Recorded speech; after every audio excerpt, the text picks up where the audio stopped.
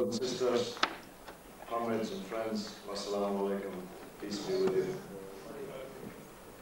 A few Fridays ago, I think 5 Fridays ago now, though you only know this if you read the Financial Times, because for understandable reasons, New Labour kept quiet about it everywhere else. Tony Blair addressed a champagne-swilling soiree in Goldman Sachs, the merchant bankers in the City of London. You've heard about Goldman Sachs. The partners there are so rich, their secretaries can steal £4.6 million from their personal bank accounts before they even notice it.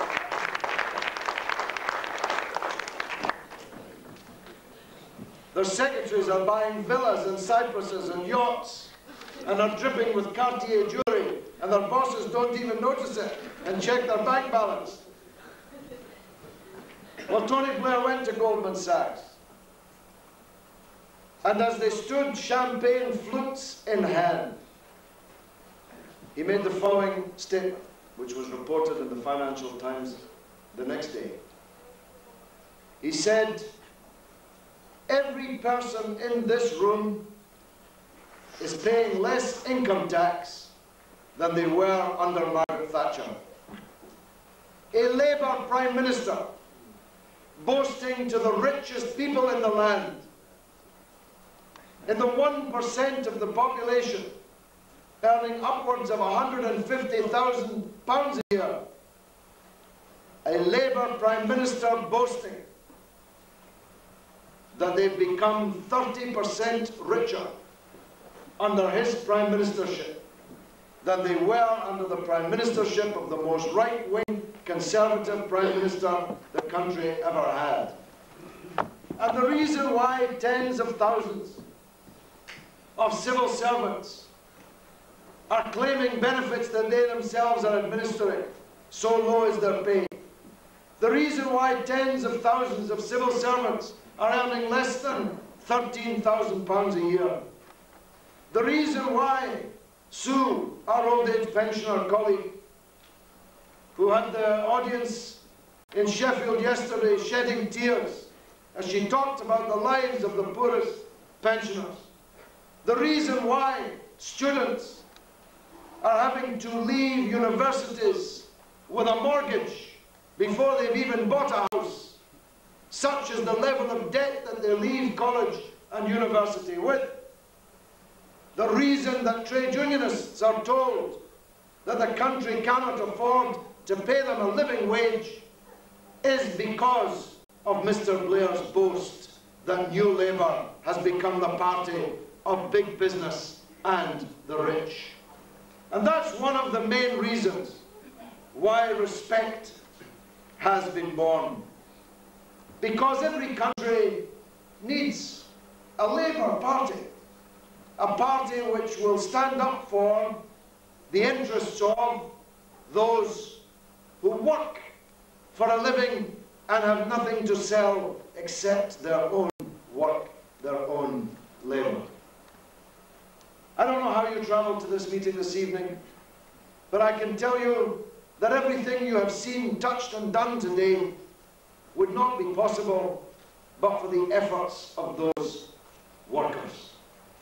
Everything in this room, every service that you have availed yourself of today was provided by a working person with nothing to sell except their labour.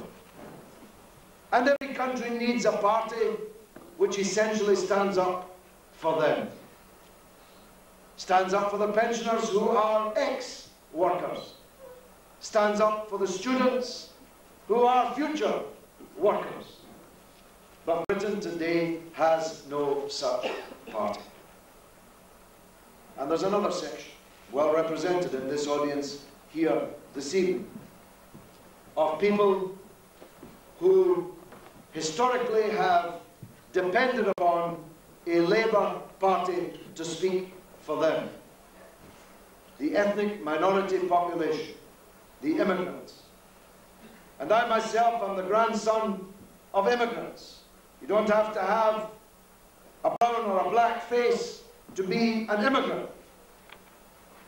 My grandparents arrived with no shoes on a cattle boat from Ireland with cows, sharing their berth, and arrived in Glasgow and walked up the road from the quay, a quay which incidentally I now represent in the House of Commons, and were met with posters, with signs telling them no Irish. No Irish need apply. No dogs, no Irish. And that community of hundreds of thousands in Scotland needed a Labour Party to stand by them. And in exchange they gave that Labour Party overwhelming electoral political support. Now, that community in Britain is amongst those communities who have been betrayed by Tony Blair, by New Labour. I was campaigning in Leytonstone in East London just the other day when a man stopped me in the street, a young family man, a Muslim man with 2 young children. He asked me a question the like of which I have never been asked in my life, and which left me speechless. He said, in the 20s and 30s in Germany, the Jews were an integral part of the German society. They'd been there hundreds of years. Many of them were very rich. And look what happened to them. Looking me in the eye, he said, Mr. Galloway, do you think anything like that could ever happen to us here? Now I, as it happens, think that there is no possibility whatsoever of anything like that happening to Muslims in Britain today. Not least because of the historic, magnificent alliance which we have forged over this last 2.5 years in the anti-war movement. But that there are people in Britain in 2004 walking around with their children in the streets wondering such things says all I need to know about the Britain built by New Labour and Tony Blair.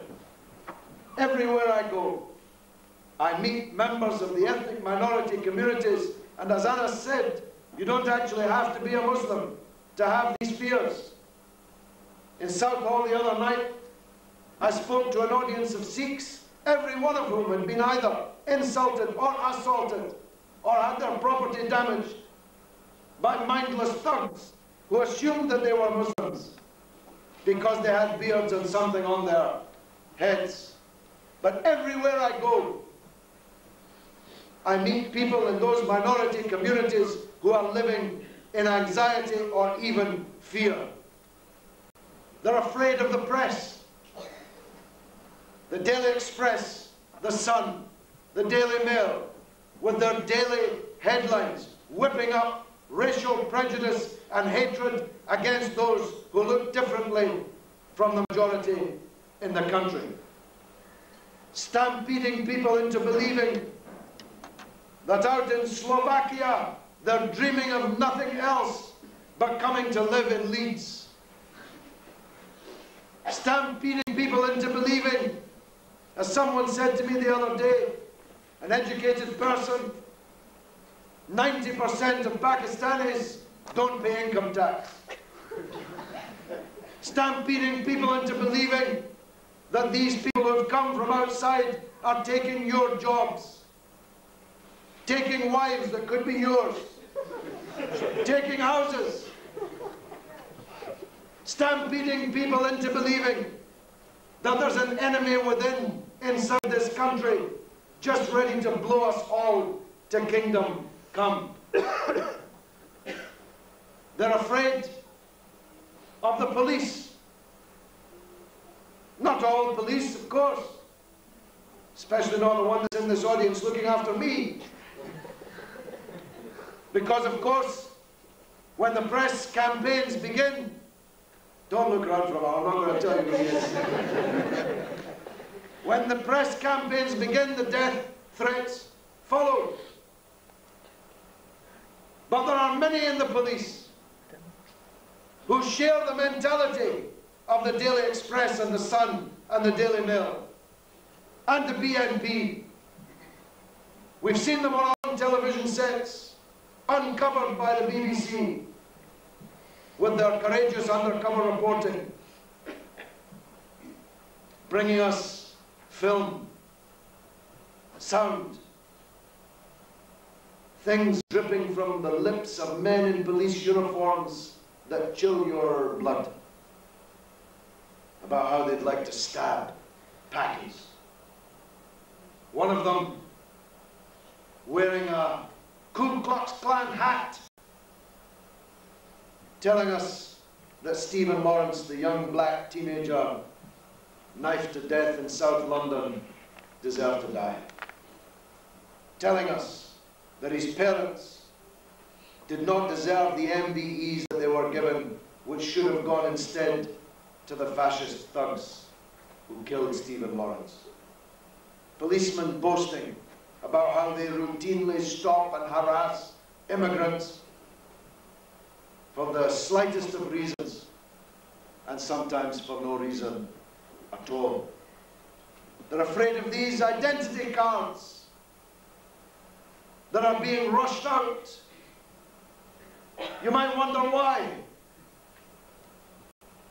Let me tell you, when these identity cards become compulsory in this country, which they will very soon indeed, who do you think is going to be stopped by these racist policemen every day to ask for their identity card? People that look like me, or people that look like you, or you. The minorities know exactly the answer to that question. And they're afraid of the BNP, and they're afraid of David Blunkett. They're afraid of David Blunkett, whose every utterance and every foray into the legislative arena feeds the BNP and the racist police and the dirty tabloid press. They all link up with each other. They all create the same atmosphere. And that's another section of our community which has not just been abandoned, but has been, just like the students, just like the trade unionists, the pensioners, actively betrayed by New Labour, despite their overwhelming electoral support for Labour over generations. And of course, as others have spoken, the biggest betrayal of all is the betrayal of our country to the service of a foreign power led by an imbecile, George W. Bush's United States of America. That's the biggest betrayal of all. Because that's the one that's placed us in third place in the league table that Anas mentioned. Officially declared the third most hated country in the world. But I'll tell you something, Tony Blair is doing his best to move us up the league table even further.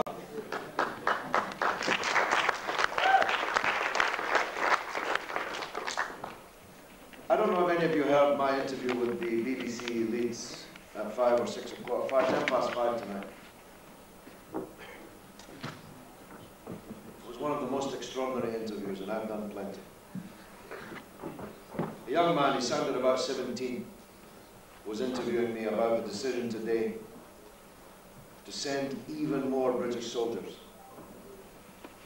to occupy Iraq, and not just occupy the southern sector of Iraq, but to move them under American command to Najaf, the holy Shiite city in Iraq, where the American commander said today, and I quote, it's in all the British newspapers, of Muqtada Sadr, who is ensconced in the mosque which has the tomb of Imam Ali, the holiest place in all Shiism, and which the Americans are preparing to invade. the American general on the outskirts of Najaf, said, "We're going to drive this guy into the dirt. We're going to send British soldiers under his command to invade a holy Muslim city in an occupied Arab country." How popular do you think that's going to make us? And this boy who interviewed me kept repeating, "Well, what are you saying then? Do you want us just to abandon the Iraqi people?" And he actually used the phrase, "Well, what will they do without us?" Jeremy Greenstock, our ambassador to Iraq, before that he was part of that gruesome twosome with Negroponte, the new ruler of Iraq, in the Security Council just before the war, was interviewed on Newsnight last week. He said, "Well, we'll leave Iraq just as soon as they can look after themselves." As if he were talking about children. As if he were an imperial plenipotentiary from the 19th century. These savages.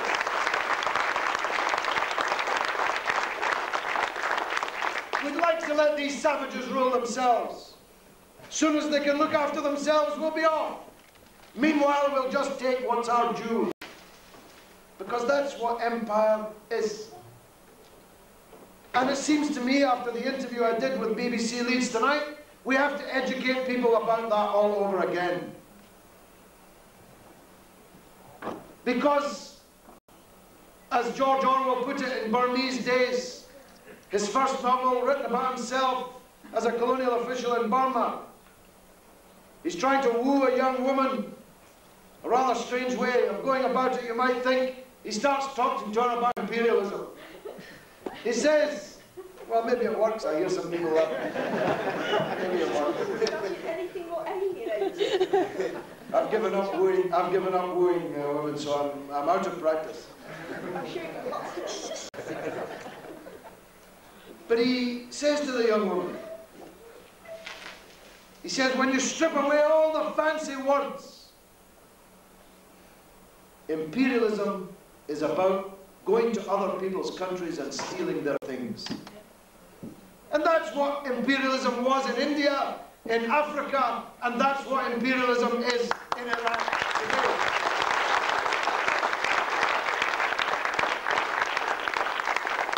We didn't conquer India because we like curry. We like it now, we didn't actually like it then. Or because we like the climate. We went to India to steal India's things and to force them to buy our things and to stop them developing industries that would compete with our industries. And nothing has changed about that. We were an empire. We had an empire so vast that on it the sun never set, as our teachers used to say. My grandfather used to say that's because God would never trust the British in the dark.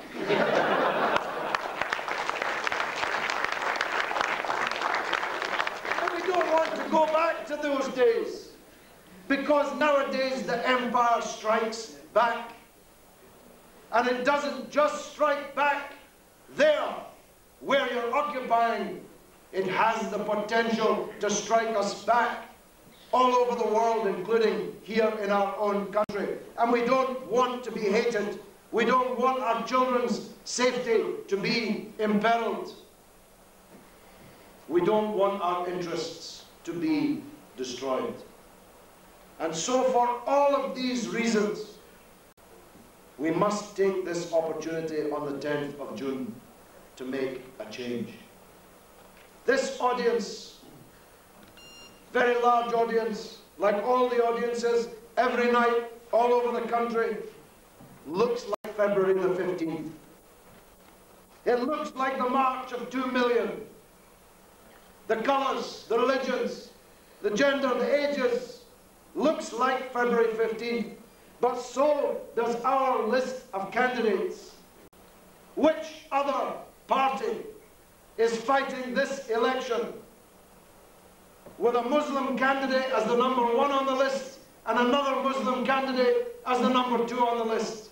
Nobody else would dream of doing it. Only respect is giving respect to the Muslim community in Britain. We have all over this country trade unionists, student activists, women's activists, pensioners, minority candidates. All over this country, we have built a unity coalition which is taking this fight to Tony Blair. And we need your help. We don't just need your vote. I can't imagine there's very many in this room not going to give us their vote. But there's only 200 in this room. Annis needs 100,000 votes. But you know what this constituency consists of? Leeds, Bradford, Sheffield, Wakefield, Huddersfield, Dewsbury. In these places we have potentially hundreds of thousands of votes. We could get Annis and Mobeen elected if we could organise ourselves. And you know, funnily enough, you have a really helpful turn of events. It's not helpful everywhere, but it is helpful here for us. This is a postal ballot in this constituency. So every one of you has the responsibility to speak to every other person in their house and persuade them to vote that way too. And has the responsibility to watch out for the ballot papers coming through the door on the 23rd of May. And take the responsibility of making sure everyone in the house fills the ballot paper in. And takes the responsibility of making sure that it goes back in the post to the returning officer. But we need your activity and your membership as well. We don't have the time or the money to get our message across in the way the other parties will. But we do have a just cause, and we do have hundreds of activists all over the country, indeed thousands all over the country. And you can be one of them. You can leaflet your street. You can leaflet the train station. You can leaflet your school, your college, your workplace, your mosque, your church, anywhere where people gather. You can get our message across. And we need your financial support. And it has to be serious financial support. I'm not talking about £1 in a bucket as you leave here, though we need that too. We need cheques. Somebody today sent us a £2,000 cheque. Yesterday, Annis and I won a £1,000 donation from one of the audience in Bradford. We need serious money. I'm not joking here.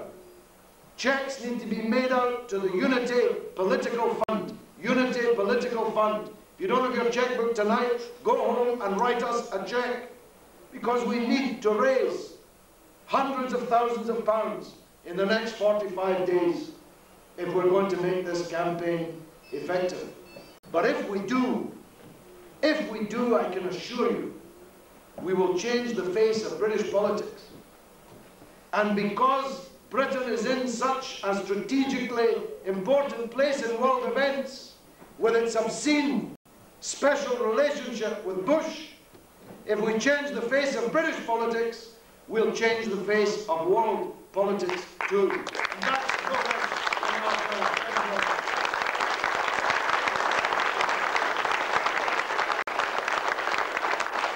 your abortion, but you hoped there would be, because you're one of the people that's been circulating emails to try and get people here today to protest about my supposed views on abortion and the death penalty. As it happens, you don't even know my views on abortion and the death penalty.